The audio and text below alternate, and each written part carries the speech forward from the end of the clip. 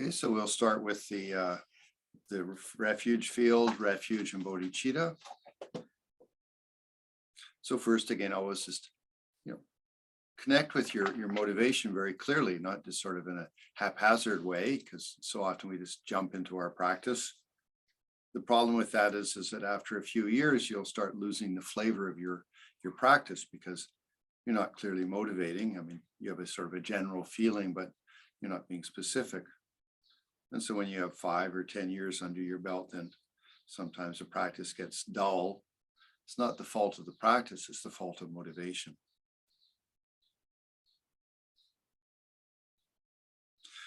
So bring to mind people that you love and say, I'm practicing for them. I'd love to offer a more enlightened relationship.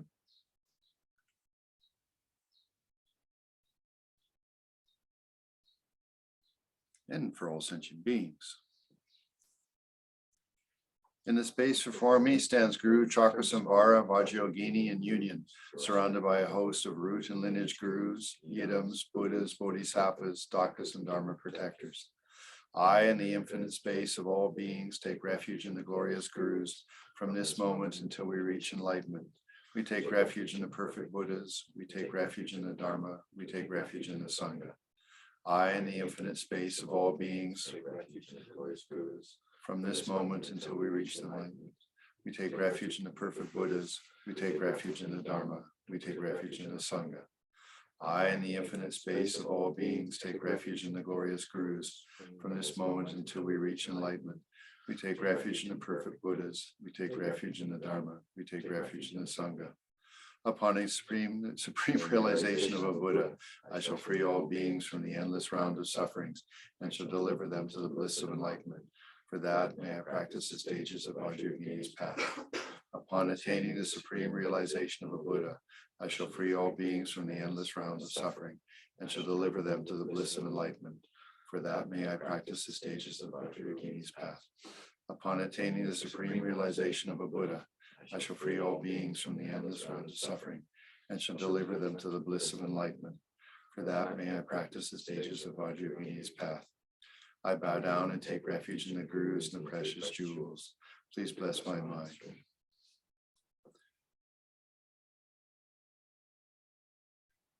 You can feel that the refuge beings in the sky before me melt into white, red, and sky blue rays of light, which is open to me. I receive their blessings of body, speech, and mind. Then you do the quick sort of dissolution. You say just evaporating to the clear light consciousness. That's your personal liberation.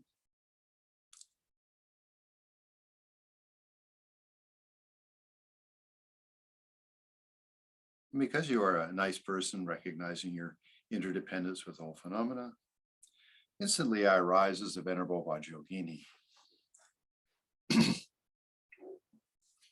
With that identification, always remember there's the the associations that would come with being Vajra Yogini. That should come, and as you have more practice, and there's more associations, more aspects of Vajra Yogini which are part of that. For example, if you're from England or from France or from Italy, you have sort of this sort of innate sense. So I'm French, and then what that means, French food and French language and things, well, in this case, we're Vajra Yogini. So, we don't think about, croissants and things. We think about Vajra Yogini and for the benefit of sentient beings. And as time passes, those identifications become innate to sort of you have them. And remember, you coming from Dharmakaya. That's your personal liberation. And then Sambhogakaya and Nirmanakaya is for the benefit of all sentient beings. So in the Sadhana, again, we're covering the Sadhana, just sort of looking at it and looking at it as a practice that we're doing. The commentary is in the evening time. So we've covered the mantra recitation. We covered a little bit the completion stage practices. Then we came from that. We reanimated. We did the inconceivable yoga where we dissolve to nothing, and then we reanimate and we could put on our armor and we do these protection mantras. Actually, I found the material work, because you might, and I think in the commentary last night I talked about Om Samba, Samba Ni Samba, as there are two asuras, and they are part of the Hinduism and the story of Chamundi, who then defeated them, or defeated them both. Anyway, and so I told that story because it was sort of interesting. But then I found the commentary. It says, when you say Om Samba Ni Samba Hum Hum Pe, it means Om, overpower them, completely overpower them, Hum Hum Pe. So that's Om Samba. When you do Samba Ni Samba Hum Hum Pe, Griana Griana Hum Pe, Griana Bia Griana Hum Pe. When you do that, so the first one is overpower them, completely overpower them. Om, seize them, Hum Hum Pe. Om, cause them to be seized, Hum Hum Pe. Om, bring them back, O adamantine blessed one, Hum Hum Pe. So that's the meaning of that mantra. And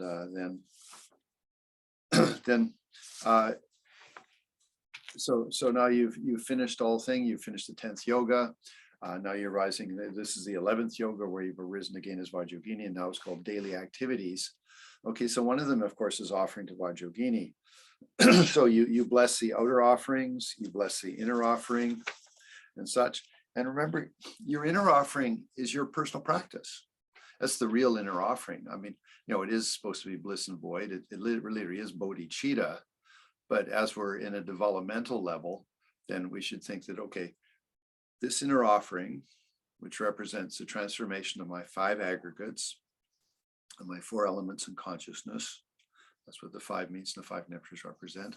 That's then purified, becomes blessed, turns into mercury, and then becomes inexhaustible.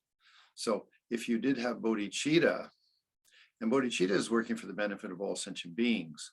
So it said, because the basis of the accumulation of the karma is infinite, the karma is infinite. Now, you might think that's sort of a bit sort of incredible, but let's say you have a family and you go to work every day and such, and you're one of the main sort of people making money. You're working for the benefit of the family, like working for the benefit of 4 or 5 people, whatever your family size is, and then unless you're incredibly miserly and complain about it, you feel happy to make money and come back and, put food on the table and things. So you're working for 5 people. So people who have jobs and have family, they're collecting bigger karma because they're working for however many people in their family, and so, and that creates a quality. If you think about it, like a person who really loves his family, or she loves her family, when they do the action of raising money or something, they feel good and they feel happy when they come home and they put the food on the table for the family members.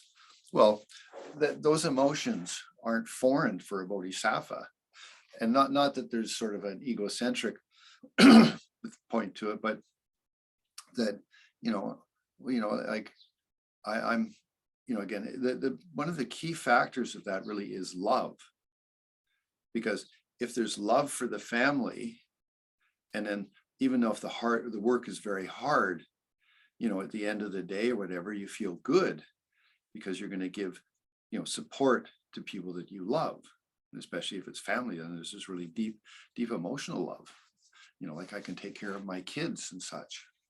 Okay, so in the 7-point mind training, or 7-point attitude transformation with bodhicitta, coming from Maitreya and Asanga, you start off with the love of your mother. Well, if you did that well, you have a very authentic sense of love, and then you try to say all sentient beings are your mother. Okay, you might lose the feeling a little bit, but you do have a basis of really having a very authentic sense of love.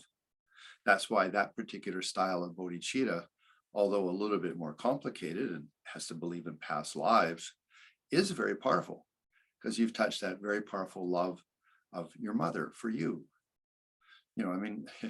It's always interesting to think, no one in this whole world or universe could say has thought about as much about you than your mother. From the moment you were conceived, she started to think about you. And then you were born, she started to think about you, and she started to clean you and things like that. And then, took you to school and she thought about you. And as you grew up, she thought about you. And even when you got married, she thought about you. And when, all the way to the deathbed, she thought about you. No one has thought as much about you. Not even yourself. You don't think about yourself that much. So really, your mother is an incredible being. Anyway, so I say that simply because sometimes we never really, it's just, we think, oh, I'm in love with this person. They must like me a lot. They must love me. They don't love you as much as your mother did, anyways, for generally for most mothers. So anyway, the point being is coming back to motivation and accumulation of karma, how would you develop that feeling of, for example, authentic bodhicitta for all sentient beings? Well, the best way is through your empathy, which is the other technique, the 5 steps of bodhicitta. We all want to be happy. None of us want to suffer. And if you can spend some time just looking at this, everything you do is around making you want to make you happy. Why did you pick the clothes you're wearing today? There's a joke, for us men, oh, it's still clean enough. We put on our underwear and things like that, well, it's still clean enough, Women don't do that. Women, different attitude, but, it's fine, so fine. But, why we as men do that? Because it makes me happy. I don't need to change my shirt. This shirt's good enough. I'm pretty happy, And then you think about, you go to the fridge, and there's all these different things in the fridge, and you take the things that you want because they make you happy. The yogurt or the porridge or the milk or the almond milk or whatever, soya milk that you take, and you pick it. It makes me happy, So, and then if you start looking like all the decisions you've been making, like how you comb your hair, whether you put cream on your face or you didn't put cream on your face, whether you brushed your teeth or you didn't brush your teeth. Always there's this sort of, oh, I like to do that, it makes me more happy. I like to do that, it makes me more happy. So when you start to get that, and then you sort of say, whoa, everybody else is pretty much the same. It's called the Great Equanimity, the first of the 5 steps. We all want to be happy. None of us want to suffer. So then you go, wow, so then this feeling of empathetic connection with all sentient beings arises, and then if you have a little bit of that sense of that love towards some family member, and then you start to expand that a little bit, then you're starting to actually really create the mind of a bodhisattva. Trijang Rinpoche, the one that taught me all of my Vajra Yogini, he always said, start with your family. When you talk about bodhicitta, start with your family, because there you're going to find some authentic emotions, if you're generally an ordinary person, and then from there you expand to all sentient beings. Anyway, back to the point of that, yes, it's not easy. We can say the prayer, I work for the benefit of all sentient beings. Sometimes it's just a nice idea, but we'd like to sort of develop that greater mind. And then there really is greater karma, because you're doing it for more than yourself. You're doing it for them. And again, if you have love, it's incredible. And that starts transforming your existence. If you start looking at some people that become incredibly popular, how is it that happens, And so there has to be some karma, again, if you look at karma is definite. Karma increases. If you don't do it, don't expect the result. And if you don't do anything, the karma will ripen. Don't do anything to purify it for bad karma. The thing is, so when someone's really popular, there has to be some cause for it. It's not just sort of arbitrary that, someone walking down the street suddenly becomes worldly famous, So whether it's their voice or something, but there's, from the Buddhist point of view, there's something deeper. So anyway, the karmic cause for that is that you've had an attitude that's been working for the benefit of more than yourself. It could have been done by that you're just working for your country, with great love for your country and the people of your country, then you do many things. That's worldly karma, but the thing is, it does create a greater karmic effect on you. Bodhisattva, we take all universal sentient beings. And again, you start off with, we all want to be happy. None of us like to suffer. Some of us are more skillful in finding happiness, being positive and creative and such. Others are not so skillful, thinking that maybe killing or stealing or lying would be a good way to be happy. They're trying to be happy, just not very skillfully. And it even comes down to someone committing suicide. They're just thinking, if I kill myself, I'll be more happy. Again, not a good solution for the problem, but they do it that way. So that first step is actually an incredible realization for us as a Buddhist practitioner. And it goes to all beings. I mean, whether it's an ant that's trying to avoid being stepped on, it just wants to be happy. It doesn't want to suffer. Up to animals, they don't want to suffer. They want to be happy. Up to us humans, and again, we can't perceive them, but gods and demigods and spirits and such.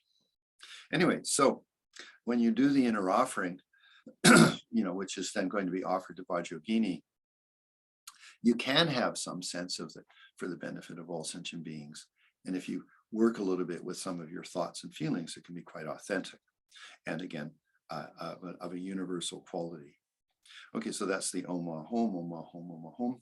And again, because you're going to invoke Vajra Yogini in this place, take the problem of the day or the week or the problem of your life or whatever it may be, and put it in the inner offering.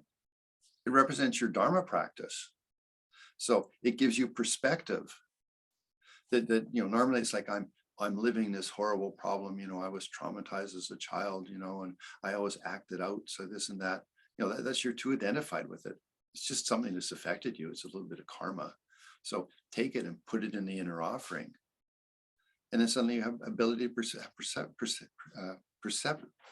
perception of it. And especially if you have the Dharmakaya, some sense of Dharmakaya.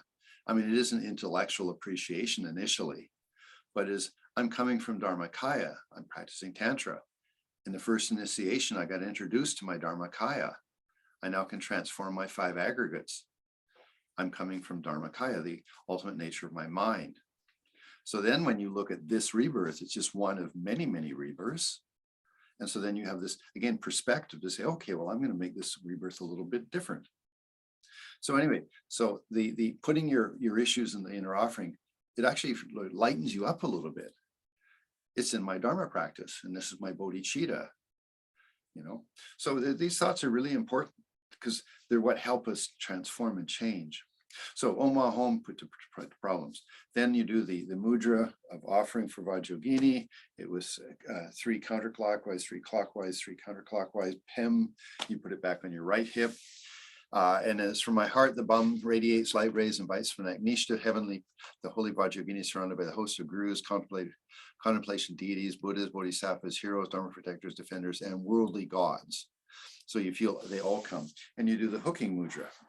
The guests of the guest tongues, whom becomes 3-pronged Vajra. So sometimes it's a single-pronged Vajra. In this case, it's a 3-pronged Vajra. Light emerges in the essence, and then Vajra Arle Ho Jahum Ho Vajra Dakini Samyatam Shri Saya Ho. That's offering to her, and actually, that's offering to her all the Buddhas and the gurus, the Buddhas and Bodhisattvas, all of the Dharma individuals is that first mantra. You do it 3 times or 7 times. Then you do Om Kakakai Kai. Now remember that Om is my body, speech, and mind is integrated. The Buddhist body, speech, and mind is integrated. Kakakai Kai is eat, please eat, please eat. Then, again, I'll be doing this tonight, but I thought I'd just go through it again. For example, the Rakshas is a class of demon. Sarva Yakshas, okay. Sarva is all. Yakshas is a type of spirit. Rakshas is a little bit more wrathful spirit.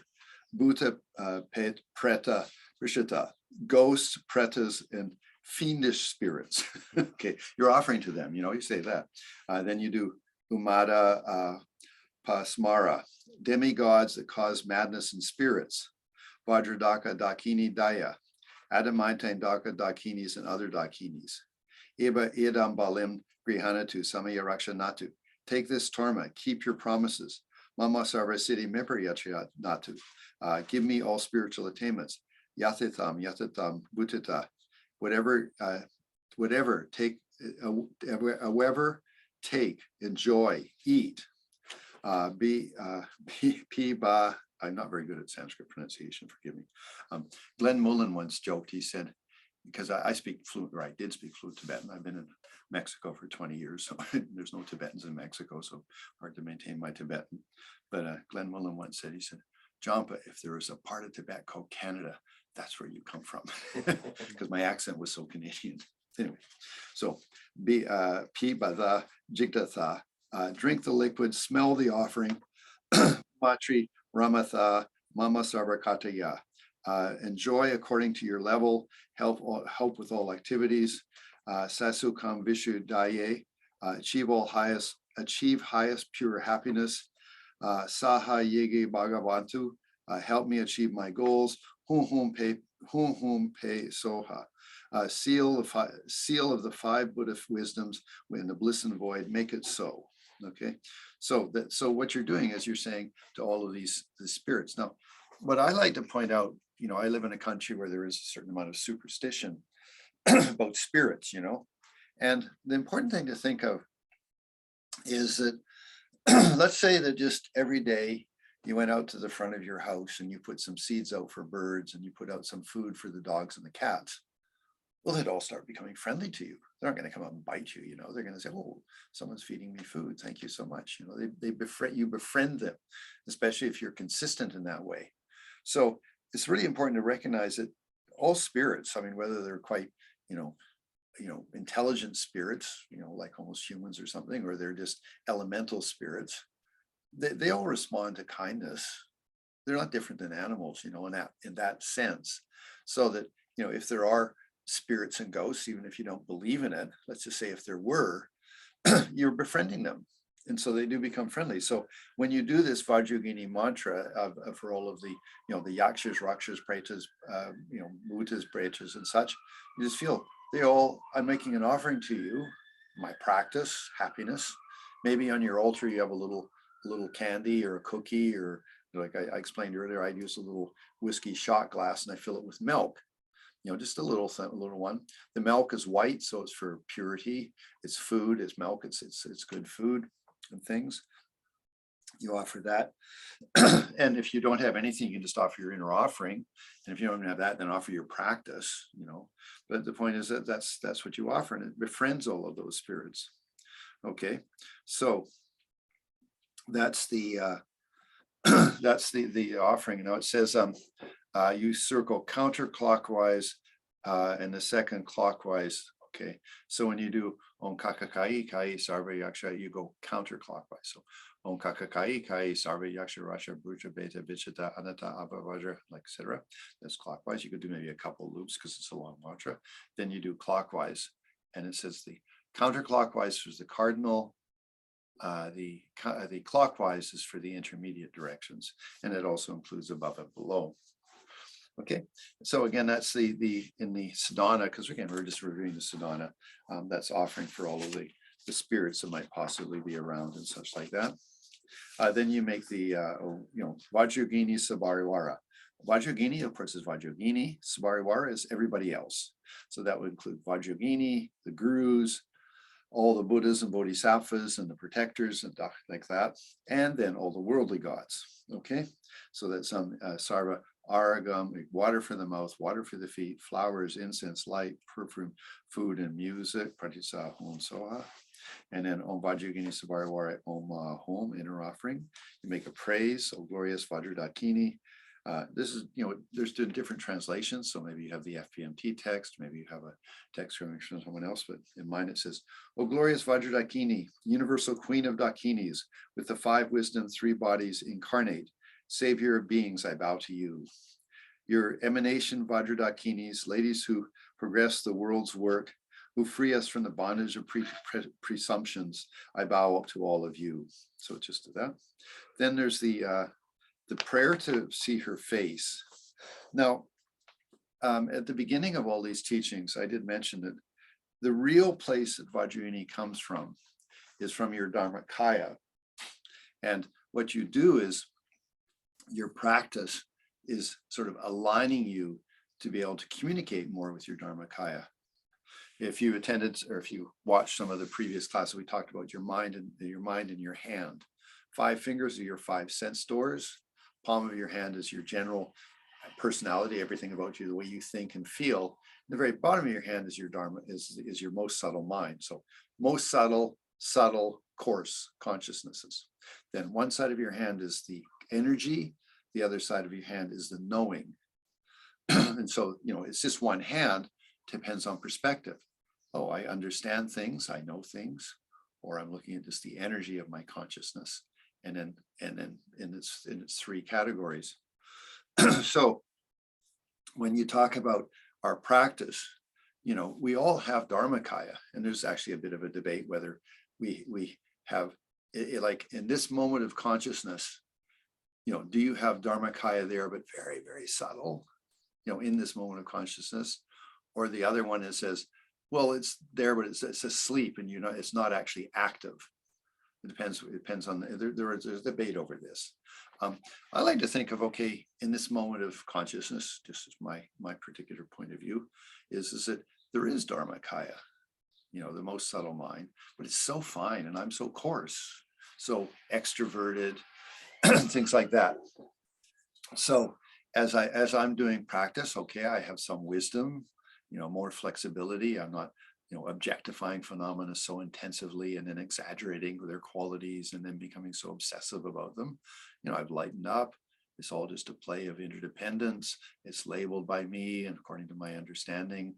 So maybe if my understanding is not so good, then it's badly labeled, but whatever. So vast ocean of interdependence being labeled. Okay. So, and then, it's continuities of karma, continuities of cause and circumstance, it's impermanent. That's knowing. Okay. And the other side is the energy of my mind. Okay. So that's knowing and energy of my mind. So if I'm just a very mundane person, I'm very external. I'm in the five fingers all the time with my attitude sort of directed in that direction. When you become a meditator, you shut down the five senses to some extent. I mean, you actually still leave feeling because you're feeling the chest move or the air through your nose or something like that. So it is still feeling, but you shut down the other four as best as you can, or just ignore them. And then you start to focus, you have mindfulness, your mind here starts to calm down a little bit. But if you really are a good meditator, you get very much more quiet, calm, subtle. And so as you get more and more subtle, you can go down to the most subtle level of mind. Now, again, whether it's dormant and has to be woken up by opening your central channel, or whether it's present but very subtle and not being observed, that's just a philosophical debate. So just ignore that side of it.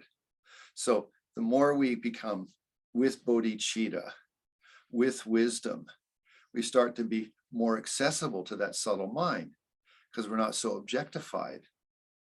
So that's really important. So when you talk about sealing the smiling face of the Dakini, what you're talking about is really talking to your own Dharmakaya in the form of the Dakinis, Dakas and the Dakinis, such. So the more you have bodhicitta sunyata in your attitude and really in a heartfelt, sincere way, the more you just as a meditator, you'll be able to access more subtle levels of consciousness. But with the archetype of the Dakini, and you're practicing Dakini Tantra or Mother Tantra, then that's where she lies. And then, okay, so I mean, I'll just read it through. I mean, I'm chit-chatting, okay? Okay, in the theater of the bliss void of infinite victors, you show the appropriate visions of life or liberty. Here and now, beautiful queen of the Dakini angels, my heart recalls you, sustain me with the universal play of your embrace. In the highest of heaven, you are the ecstatic consort of the victors. In the 24 holy lands, you are the queen of the regional Dakinis. In the earth, you are the physical consort. O holy lady, you are this yogi's highest savior.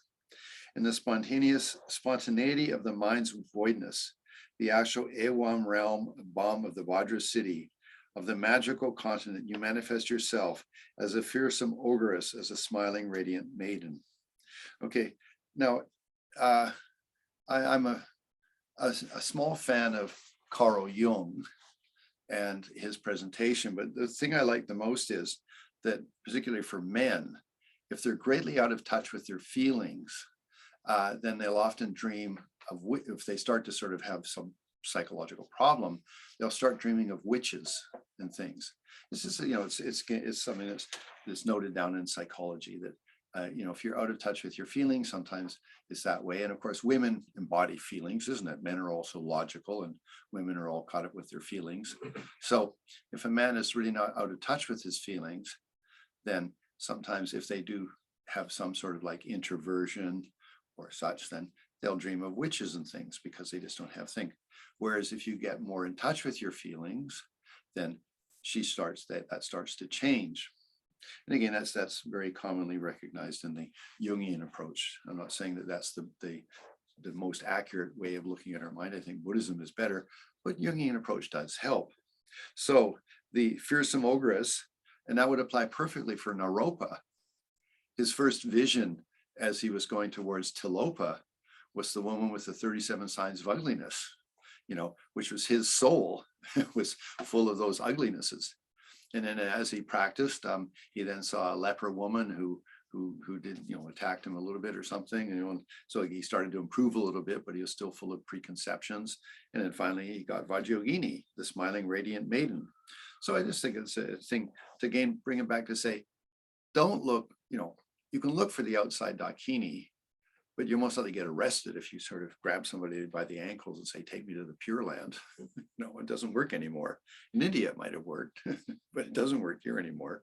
So look at the internal Dakini and really practice sincerely in that. That's where, just in side comment, India is such an incredible place, when you think about it. You can be a naked ascetic and walk around in the streets and things in southern India, and you're holy. If you're a Jain, you have to have a little staff and a little carry thing, but you can be naked, and you just wander around and it's perfectly cool. Or if you're around to Arunachala, there's a particular goddess there. And as men, you're allowed to cross dress. So in a particular festival, all these men dress up as women, they wear lipstick and the tika on their forehead and they dance around, and it's for this goddess, isn't that incredible, And then you'll have, I was in Benares once, and this young woman, I don't know, maybe in her 20 years old, she was walking around, she had, things hanging off her body, just walking around with her tongue stuck out and dancing crazily and stuff. She was Kali. Everyone was just, wow, they get a blessing from her, like that, So isn't India just the most wonderful place, nowadays we might sort of be doing it, but it's sort of chaos. It's just not, like people that dress up funny and stuff. I don't know, I can say most of them, they're not really like, in India, it's holy. There's something spiritual there. Here, maybe they just, for it to be, I don't know, noticed. You are the spontaneous mind's voidness, the actually okay, the thing. Oh, holy lady, no matter how much I sought, I find no certitude in your reality. Meaning is, you are empty of true existence.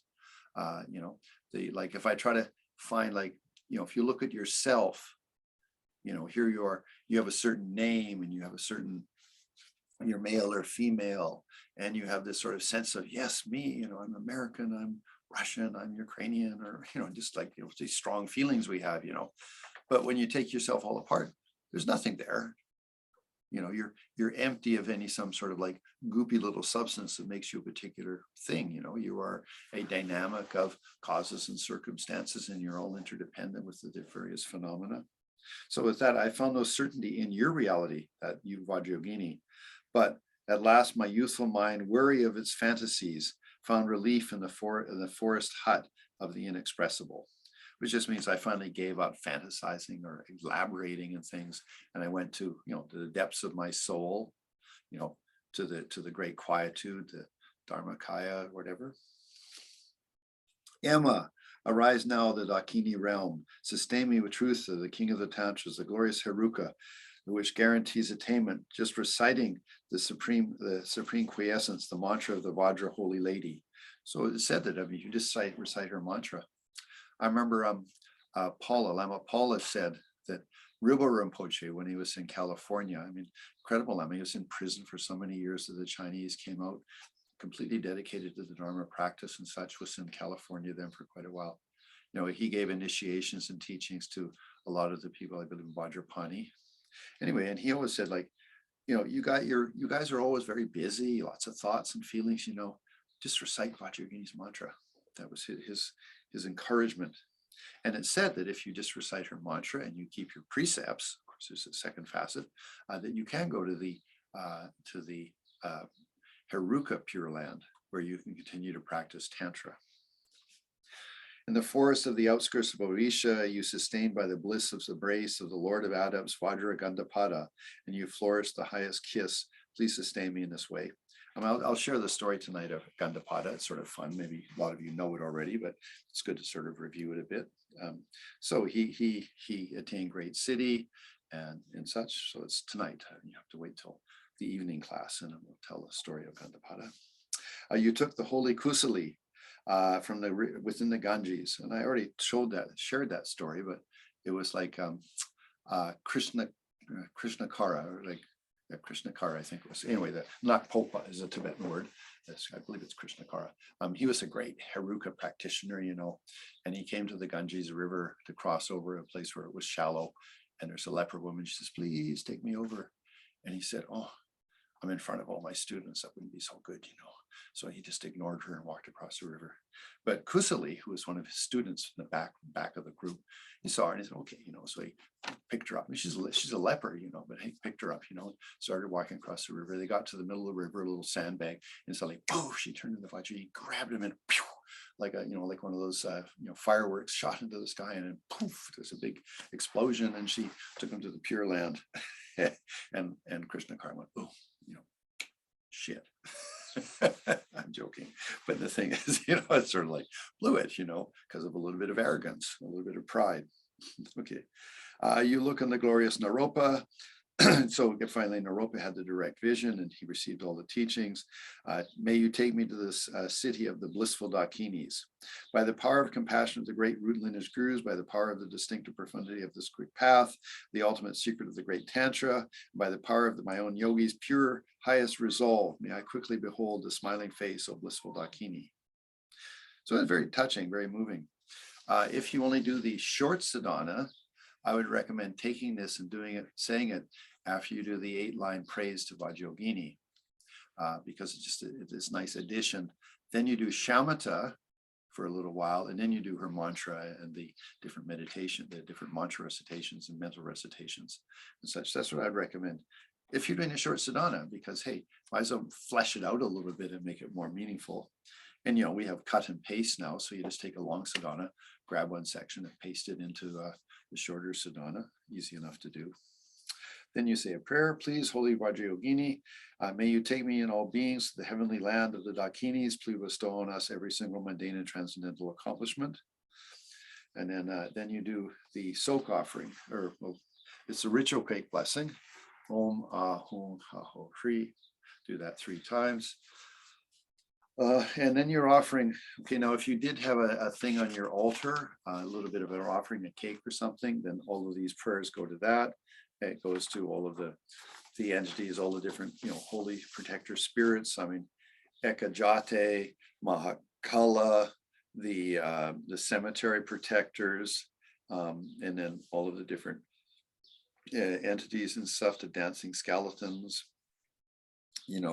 O host, the guardian Buddhas, O host, the guardians of the Buddha's teachings, I prohibit you, I serve you, O great guardians, protect the Guru's word, I summon you, I beseech you, O host of the yogi defending gods, come hither hastily and accept the ritual cake offering. I offer this sacrifice, red flesh and blood.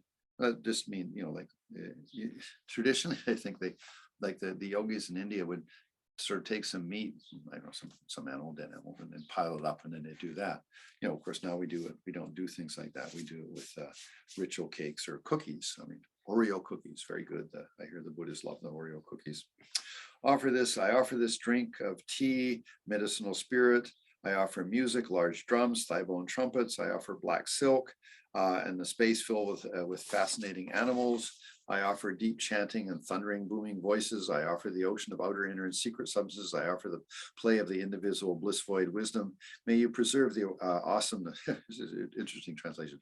May you preserve the awesomeness of Buddha's teachings.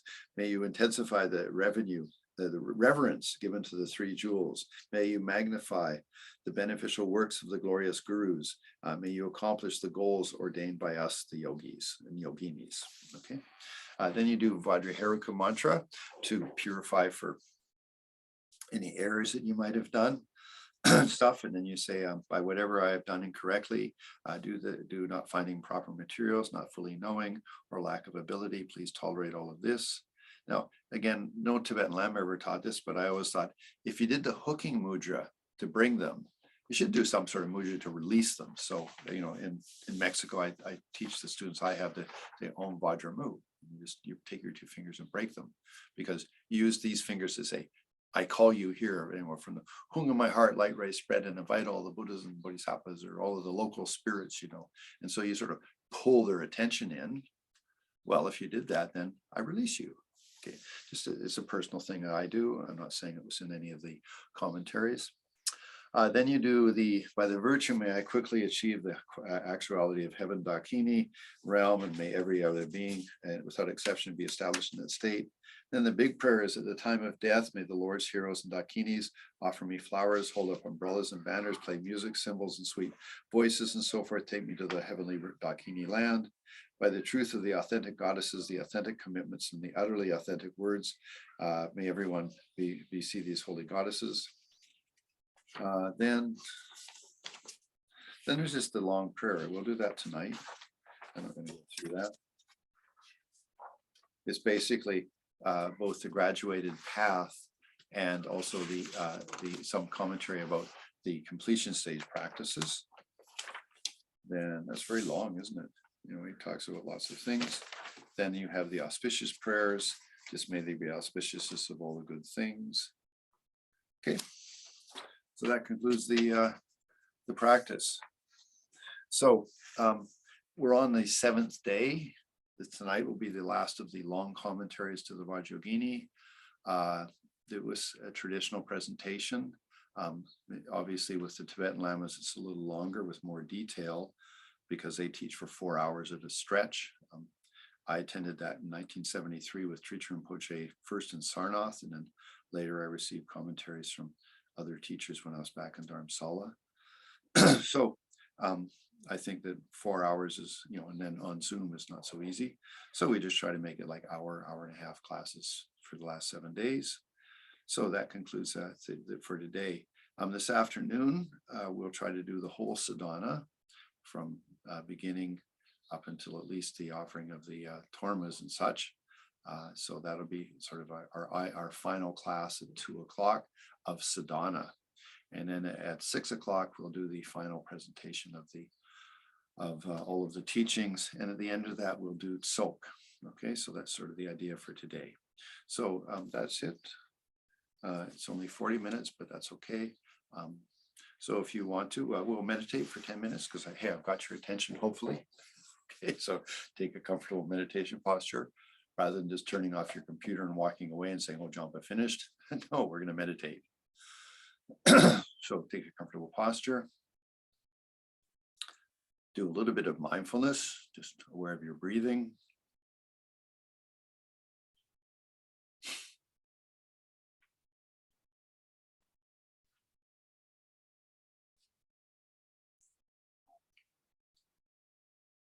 And of course, you should always have kept the identity of being Vajra Yogini, or being the deity. At least the minimum feeling of Vajra Yogini is in your heart. And that you are a bodhisattva working for the benefit of all sentient beings.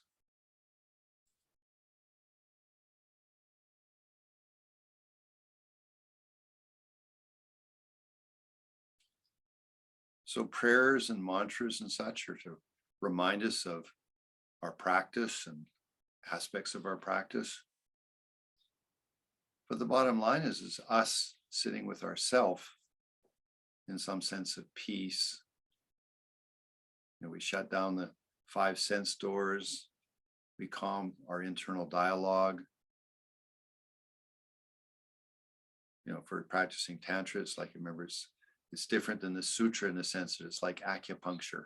You go for particular nerve points that might heal you faster. So in that way, then you move your attention to your heart chakra. You feel that it's open, inside the central channel. Geshe Rapton said that even if you get a little bit close to the central channel, it gets quiet and peaceful and spacious.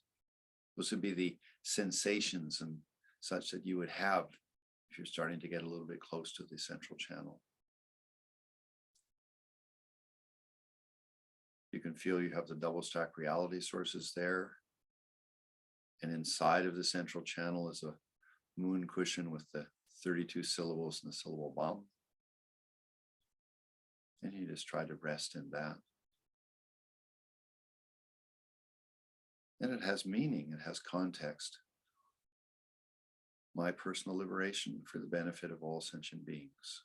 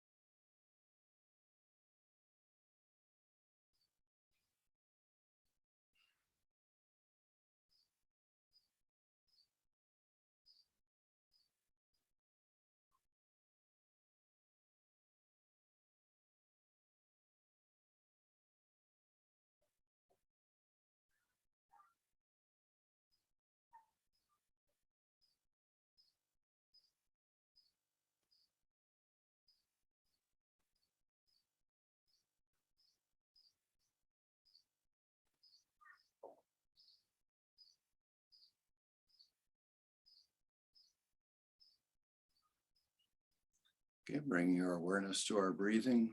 We can close our meditation.